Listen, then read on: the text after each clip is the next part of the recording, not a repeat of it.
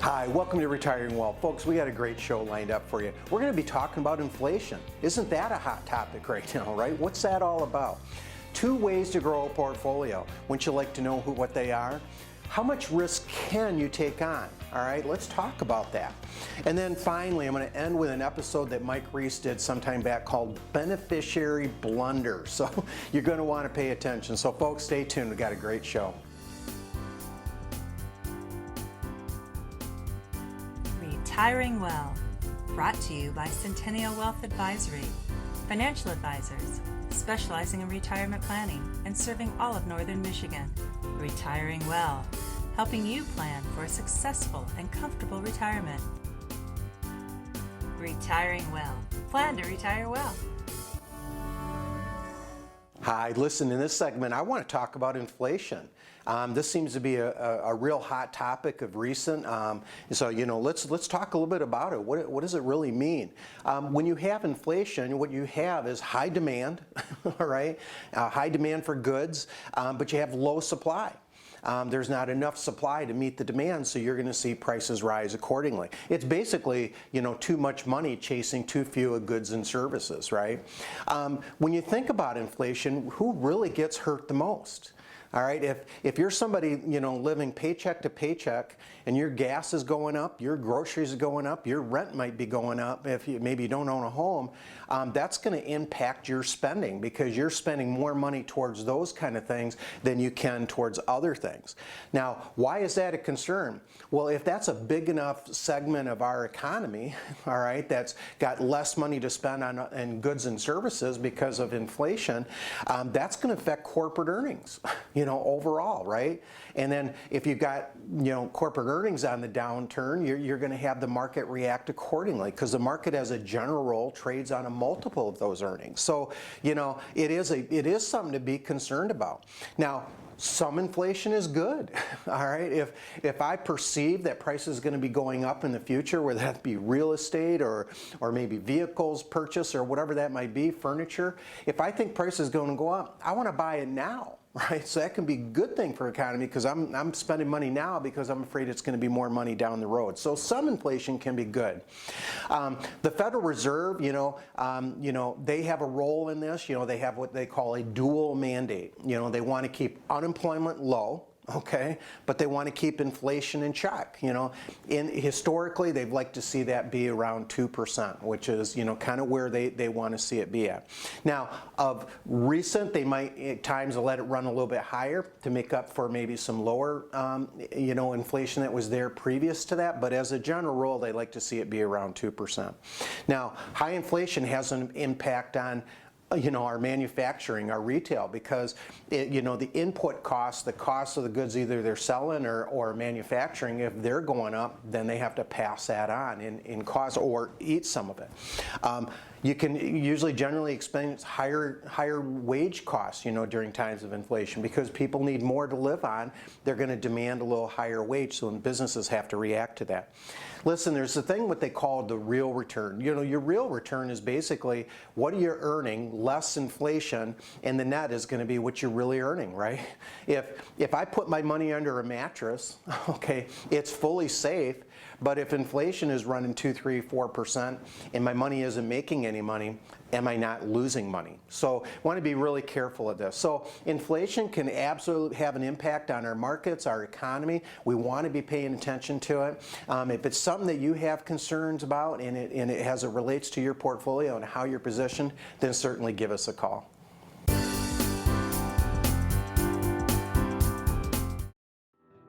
Your grandchildren are precious to you. They are your life. This is your time to have that special relationship. Taking care of yourself is taking care of them. Centennial Wealth Advisory is offering a free, no-obligation retirement review to make sure you don't run out of money during your retirement. Centennial Wealth Advisory. Your best is yet to come.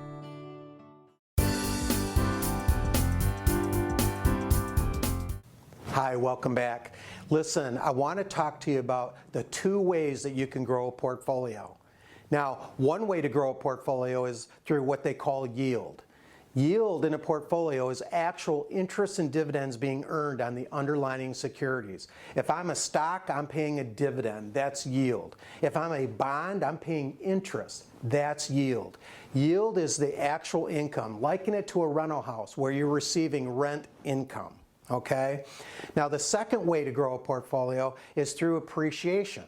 Okay, that's the idea that you're going to be able to buy a security at one price and hopefully is going to grow to be at another price, and you're going to be able to lock in that gain and sell it off for that gain. Okay, that's the second way you grow. Liken that back again to the rental house where you have a house and it's growing in appreciation.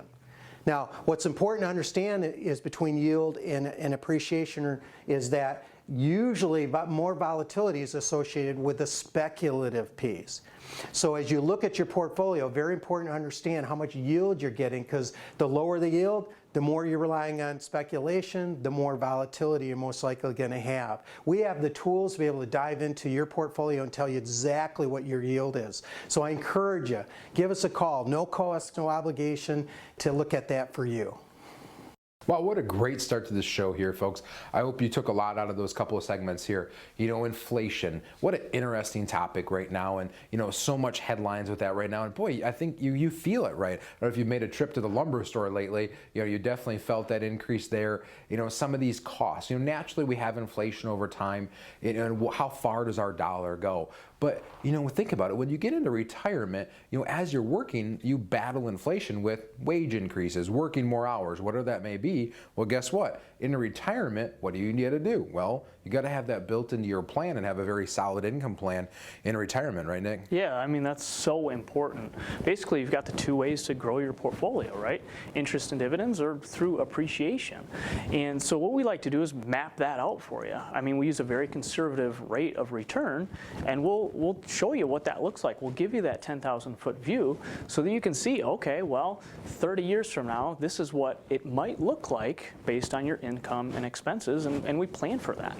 And you're absolutely right. You know, what Nick's talking about is having kind of a very concise, detailed income plan. You know, so many times I have to remind people that, you know, your 401k statement is not your income plan. You know, challenging you to map out what your expenses are today. You know, when does that house going to get paid off? When is that RV or boat going to be paid off? And what do those expenses look like over time so we can have a very clear path of how much income you're going to need.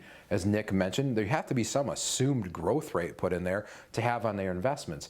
You know, in today's environment that we find ourselves in, you know, as Nick talked about, how are we going to grow that portfolio? Is it interest and dividends, or is it appreciation, or is it a little bit of both? You know, not that many years ago, interest was relatively easy to come by. What, you could get a CD for, you know, 4, 5, 6%. Well, guess what? When you got to retirement, life was easy. Dump it in a CD, right?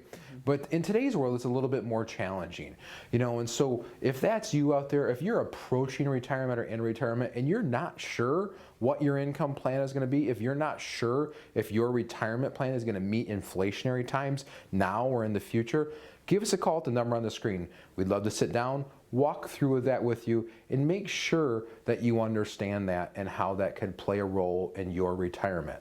Stay tuned, because coming up next, we're going to talk about how much risk can you take on.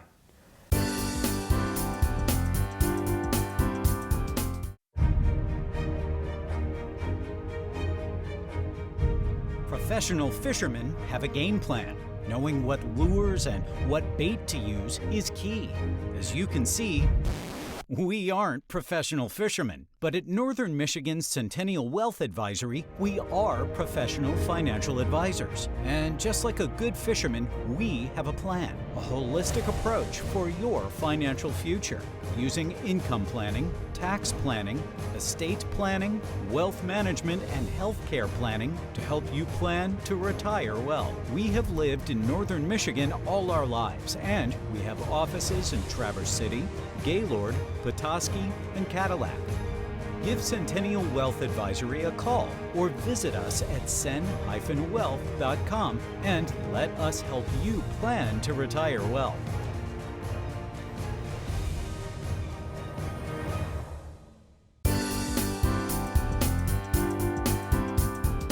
Hi, welcome back. Now listen, in this segment, I want to talk to you about risk. most importantly, how much risk can you take on? Now, I just want to emphasize can, C-A-N. C stands for your capacity to take risk on. Okay. Now this is where most of us advisors go initially. All right. We want to have some test by which we can determine how much risk we believe you can take on. Some like to use the rule of 100. You know, where they take 100 minus your age, and that shows how much risk you should be in. Okay, so if I'm 65 years old, maybe I at that point should only have 35% of my portfolio at risk. Okay, we might look at your net worth. The idea that the more you have, the more you can lose. Okay, there's all these things that we look at in determining your capacity to take on risk. But what is also important is, again, going back to that CAN, is A, your attitude towards risk. This would be your personal feelings. Now, you know, this is vitally important because I, as an advisor, might determine your risk to be one thing, but your personal feelings might be completely different. You know, what if I am that person that says the more you have, the more you can lose, and I determine you should be able to have much at risk. But you're somebody that's saved for quite some time and you don't want to risk or lose anything. Well, wouldn't I need to know that? So your attitude about risk is very, very important. Now, another place we might go, going back again to that CAN, is N, your need to take on risk. All right, now this kind of comes together when we do income planning. Okay, we're trying to take your assets, how much you want for income. We look for guaranteed sources of income, like maybe Social Security or pension, and then we determine by how much you're going to have to pull out from that portfolio to make up that difference. Okay, well, when we have to put that together in an income plan, what we're really doing is trying to see, will your assets outlive you? Because the last thing you want to do is run out of money before you pass away, right? And it would be nice if you could leave some behind. Now, what if we do that income planning and your need to take on risk is, let's say we have a growth rate of maybe only 3%, and we find that that portfolio or that money is going to outlive you. Well, then we need to ask the next question. If all we need is 3% growth, why are we taking on more risk than we need to? Very, very important. Now, all these factors are going to be important in determining risk, but I would dare say your personal feelings would have to be the most important. So if you're somebody that wants to make sure you're set up appropriately, that your risk and how you feel about it is set up appropriately with your investments, then I encourage you to give us a call. Oh, wonderful. You know, I love acronyms. I think back to school and ways to remember things, but this is one that really sticks and tends to resonate, you know, that how much risk can you take on? You know, and I hope as you're sitting out there, it kind of sunk in a little bit and what that really means. You know, Nick, I think one that we spend the most time on with folks, mainly because I think not many other people do, is that attitude. You know, because boy, you know, you never want to be surprised in the investment world. You know, Nick, I know you're meeting with folks in Gaylord and Petoskey often, and they're calling in from the TV show and having you do the analysis and all that sort of stuff. Walk through what like a conversation may have been regarding this. Yeah, I mean, that's the number one thing that we're focusing on really, is what your attitude towards risk really is. I mean, that old adage of the rule of 100, where you take 100 less your age, and that should be your equity exposure. That's not really the case. It's more about, what do you want? What are your expectations for your funds? And then we try to tailor those around your expectations. So attitude is by far the most important. Yes, some people might have more capacity for risk, or they might need to take on a little more risk, but it's most important how you feel and how comfortable you are with the amount of risk that you're going to be taking. Absolutely. I mean, how many times do we see folks coming in, they're not really sure what they have, they had been put into some portfolio because that's an advisor had told them that, and then they learn, you know, kind of what that risk exposure they have, and they're surprised. You know, being surprised on the upside might not be so bad, you know, from when you're looking at it, but boy, you never want to open a statement up on a month or quarter end and be shocked that you could lose as much money that maybe as you have. What worse feeling is that when you're seeing retirement savings disappear and you had no idea that's happened? You know, Nick, unless you've found it yet, I don't think we've found the magic investment that can't go down yet, that always only goes up at at least a higher rate or acceptable rate right now. But folks, you know, if that's you out there right now, if you're if you're in that position where maybe you're not sure how much risk you have or how much risk you should be taking on, it's really ask yourself that. What if I open up my statement and drop by this amount? Where's my uncle point? Where am I uncomfortable at? Give us a call. We'd love to walk through that. Let us do an analysis, see what that risk looks like, and let's talk through these things so you can plan to retire well, and so you can do all those things that you want to do in your retirement that you've been dreaming of doing of all those hard working years you've had. Stay tuned. Coming up next, we got a little blast from the past here. It's always fun to look back at the older shows and have some of these segments come in. We're going to be talking about beneficiary blunders and how you don't want to be caught up in one.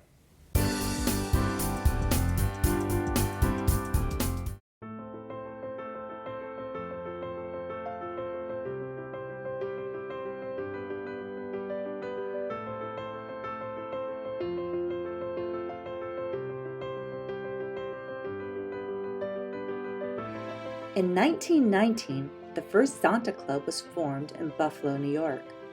The objective was to create a strong network of women working in executive positions who would work together to advance the status of women worldwide. The members were among the first generation of women in the United States to vote and were part of a growing trend of women entering the workforce outside the home. Today, Zonta International is a global organization of more than 28,000 members in nearly 1,200 Zonta clubs in 61 countries. In 2019, we celebrated our 100th anniversary and the milestones that made us the organization we are today. Zonta Club of Traverse City was chartered in 1956. Over the years, Zonta has participated in many area service projects. Our club is vibrant and boasts over 50 members.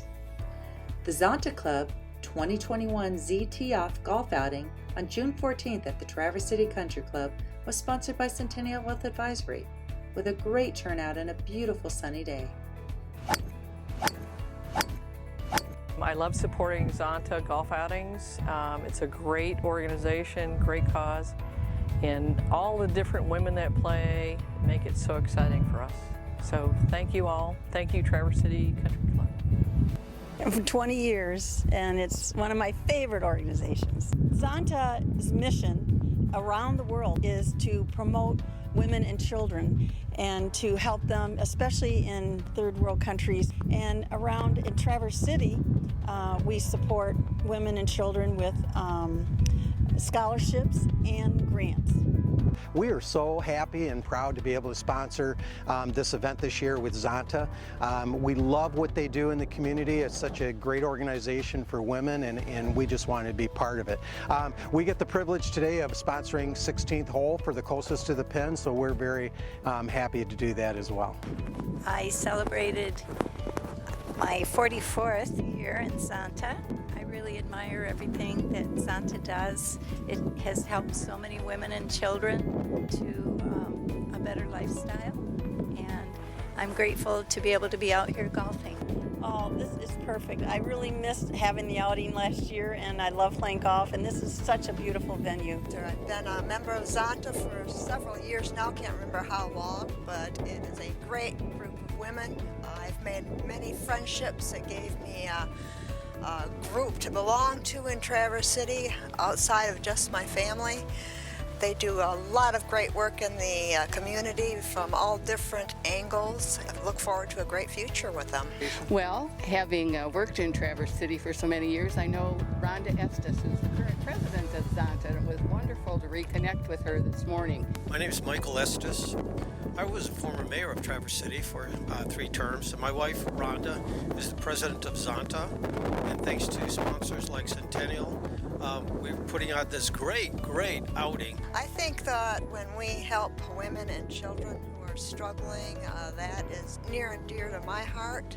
It's always nice to be out supporting Zonta each year, and especially this year, we have it at such a nice golf course as Traverse City Country Club. So good to be out today.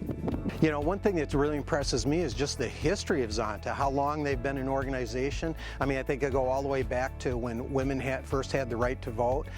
Again, love what they do in the community, love what they're all about. I'm having a great time today. When you're playing golf, you can't have a bad time. That's all there is to it. And folks, they couldn't have picked a better day. I mean, it is just absolutely gorgeous. It's the country club. We know, just having talked with people, they're just having a great time. Much, much fun. It's a great day to come out and play golf. Wonderful day, and what a great cause.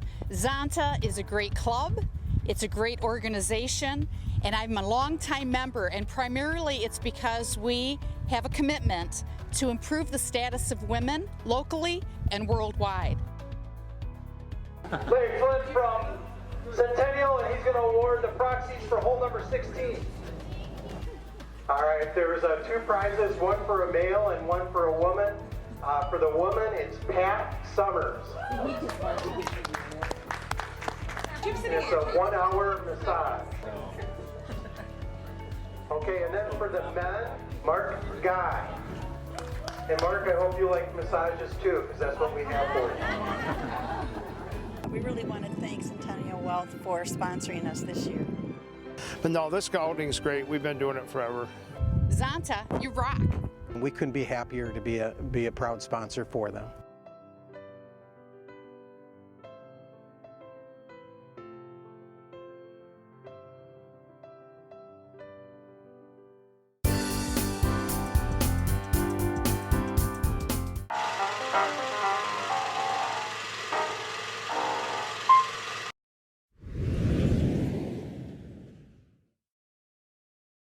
All right, this week we have got a great beneficiary blunder to share with you, but here's the thing.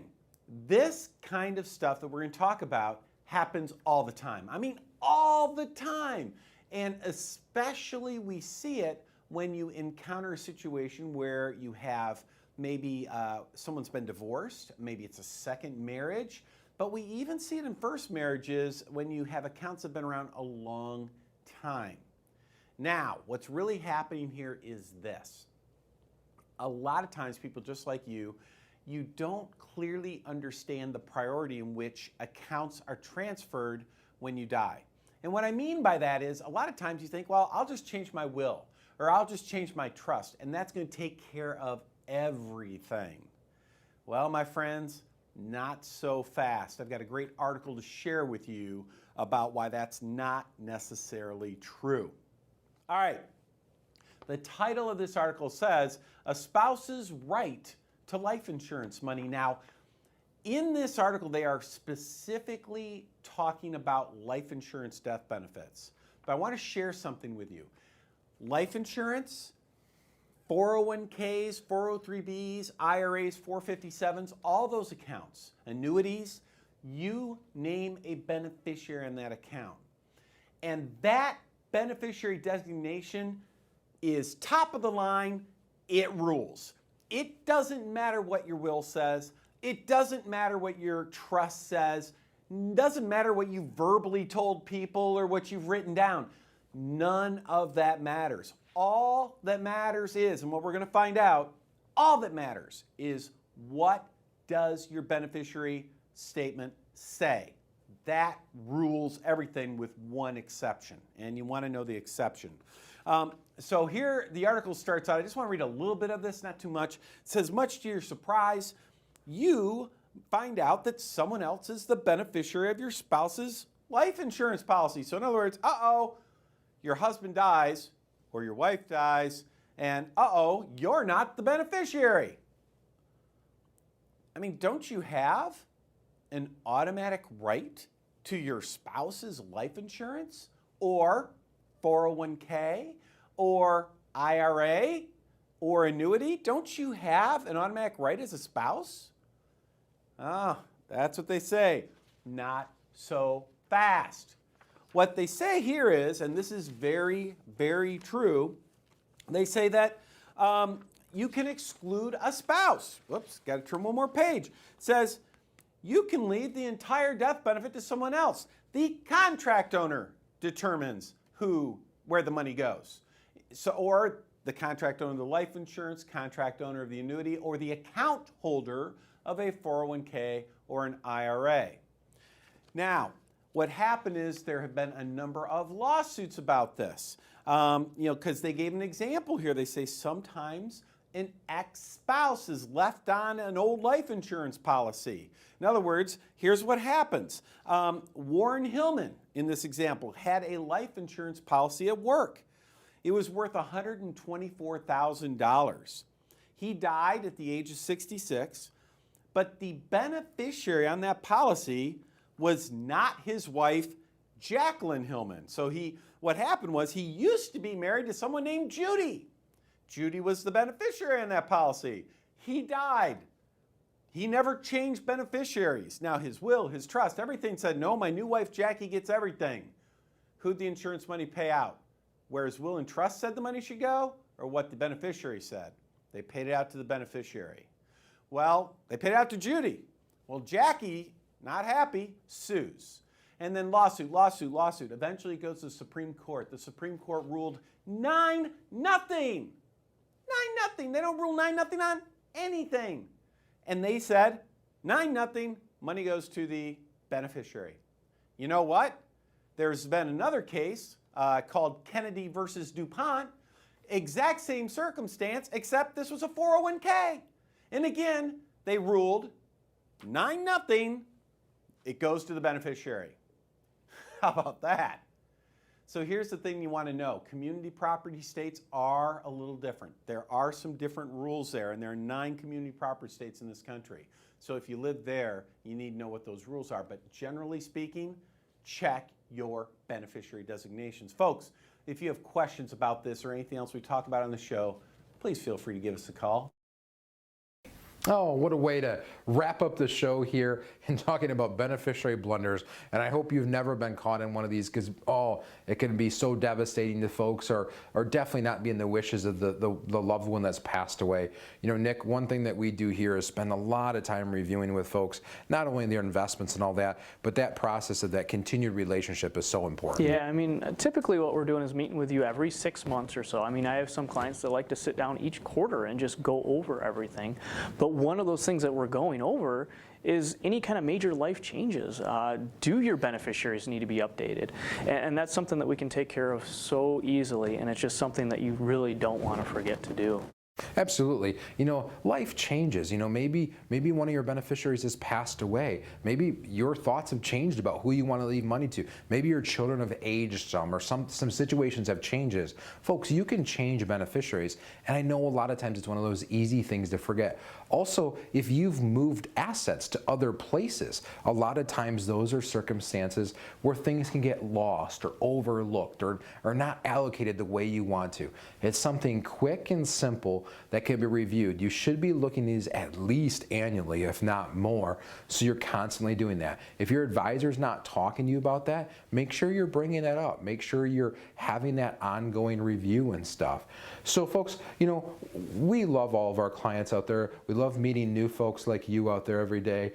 But boy, making sure things are really taken care of and buttoned up the way that you wish them to be is so important. You don't want to have something, because after, you know, once you pass, there's not much that folks can do with those beneficiaries. So hope you've enjoyed the show this week. We really like bringing you this information and hope you find it's valuable. Give us a call if you have any questions at all. Have a wonderful week.